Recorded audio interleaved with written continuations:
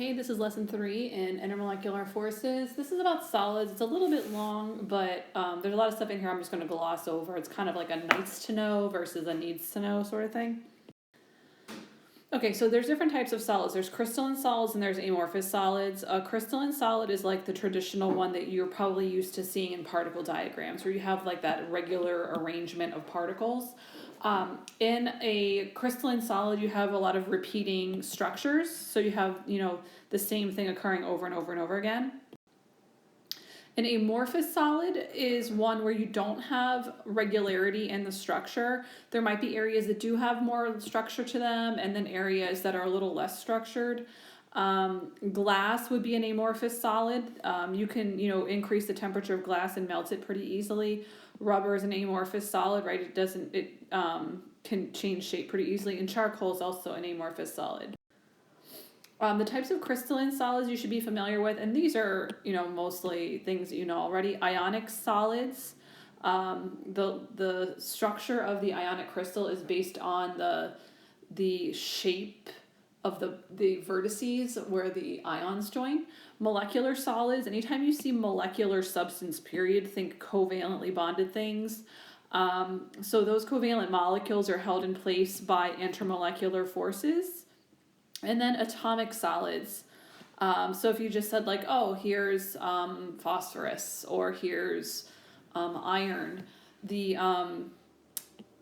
so noble gases would come in play here as well as just regular elements. For ionic solids, you have these crystal lattice structures of positives and negatives.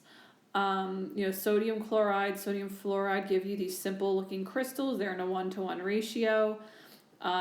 There's a lot of different shapes to the crystals of ionic solids. You do not need to know any of them. What you do need to know, though, is you would never say the word molecule for an ionic substance because you don't get individual molecules when you make an ionic substance. The crystal is just made up of a certain ratio of cations to anions. So when you write the formula for an ionic compound like sodium chloride, you're not saying, oh, 1 sodium and 1 chlorine make 1 sodium chloride molecule. What you're saying is if you zoomed in on a crystal of sodium chloride, they would be in a 1-to-1 ratio of the positives and the negatives. Okay, so the empirical formula is based on the simplest ratio of ions that exists in the crystal. Look, it's crystalline solids. How nice.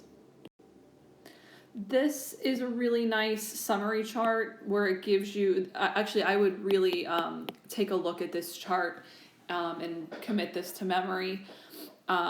Network solids especially, because that's sometimes just thrown in there randomly. It gives you the properties, it gives you examples, but I really think this is a nice slide to take a good look at in terms of memorization. Covalent network solids, diamonds are examples of those, where you have this giant, if you have a giant diamond, good for you. It's just one huge molecule, right? It's just a bunch of carbon atoms that form one large molecule. And they tend to be very hard and have high melting points. So diamond is a really good example of that. Now, graphite is an example of another allotrope of carbon. So allotrope would be same element, but it has different physical and chemical properties. So diamonds are made up of carbon and graphite is made up of carbon. It just has to do with the differences in the way those carbons are arranged. Oxygen molecules and ozone molecules would also be allotropes, right? It's the same element, it's just different structural arrangement gives you different properties. Now, the way that graphite is arranged, we would call it a molecular solid. Where you have intermolecular forces holding the layers of carbons together. They tend to be softer. So graphite's what you have in a pencil.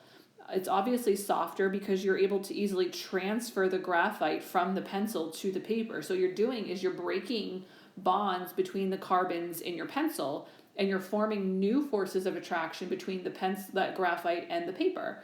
And because it's intermolecular forces, it's weak, which is why you can erase it. Yay! Different than ink, because ink is actually, the ink is a liquid and it soaks into the paper and forms an ion dipole attraction. So there.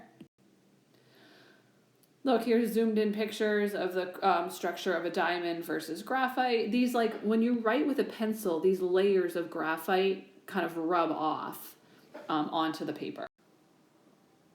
Really into the graphite for some reason. Graphene is a really, really thin layer of graphite. It's really strong, which is really cool. It's a great conductor of heat and electricity, which is strange because it's made out of carbon. But the scientists who figured this out in 2010 won the Nobel Prize in Physics.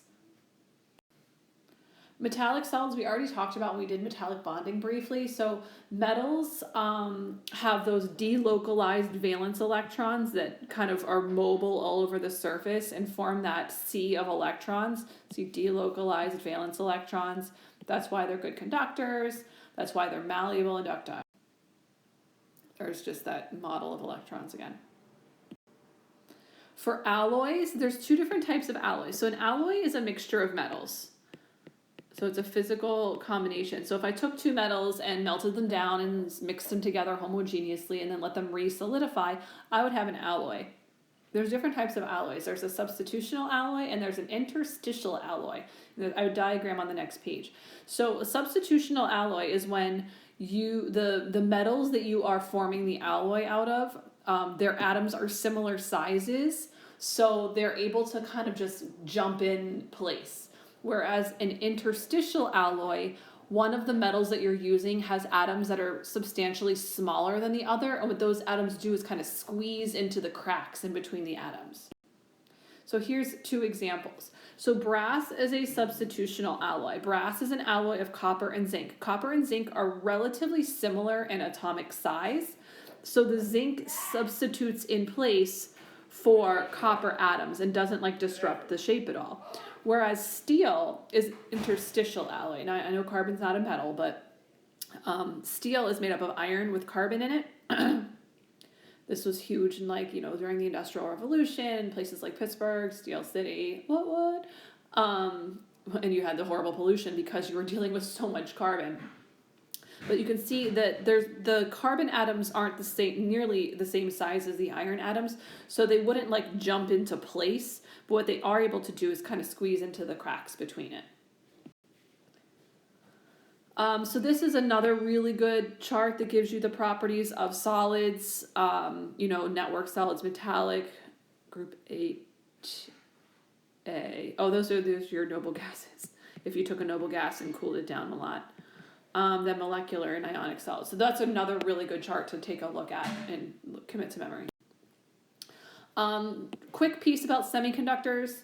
Silicon is a semiconductor. It's structurally, if you zoomed in on silicon, it's going to look very similar to diamonds. But diamonds are not good conductors. And silicon is, if you heat it up, it's a great conductor. You can also dope silicon with other elements. It is called doping. And there's two different types of doping you can do. There's an N-type semiconductor, and that's when you dope your silicon with an atom that has more valence electrons than the silicon does. So you can dope silicon with phosphorus, and phosphorus has one more valence electron than silicon does. So can't give you like an easy way to remember this, but like think N means negative and the doper has an extra negative charge to it. And the other type is P-type semiconductor, and what you're doping it with has one less valence electron. So what that means is as it's conducting, like the valence electrons can jump from place to place and kind of take the spot of the previous one, whereas the N-type, you have this extra electrons that are kind of jumping around. Other vocabulary words here, colloids, you have suspension solutions. A suspension would be like muddy water where these large particles will eventually settle to the bottom. A solution would be homogeneous, you cannot see the solute particles, and a colloid is somewhat in between. These are just examples of colloids. You do not need to memorize these, but there's food involved, so I'm always excited about that, although that combination would be terrible. If you wanted to distinguish between a solution and a colloid, you can shine a light through it. If light can actually pass through the container without seeing the beam of light, it's a true solution. If the particles that are dissolved or not dissolved, actually, they would catch the light as you shine a light on the side of it, and you would be able to see scattering light in that. It's called the Tyndall effect. Very exciting.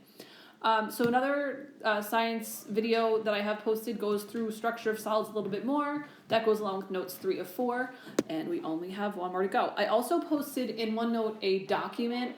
I think it says like packet types of solids. It's a really good reading to give you a good summary of that information.